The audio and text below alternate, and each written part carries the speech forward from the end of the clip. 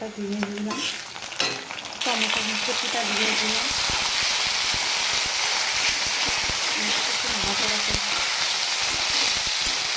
রান্না করে মশলাগুলো সব দিয়ে ফেললাম।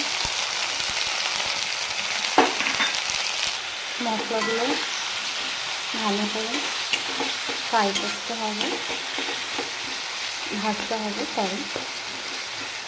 যতক্ষণ তেলের মধ্যে মশলাগুলো না আসলে কালারটা ভালো আসবে না।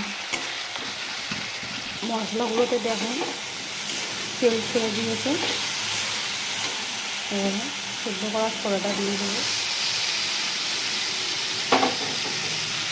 একটু নাড়াচাড়া করে আর 10 মিনিটটাকে তৈরি করবো।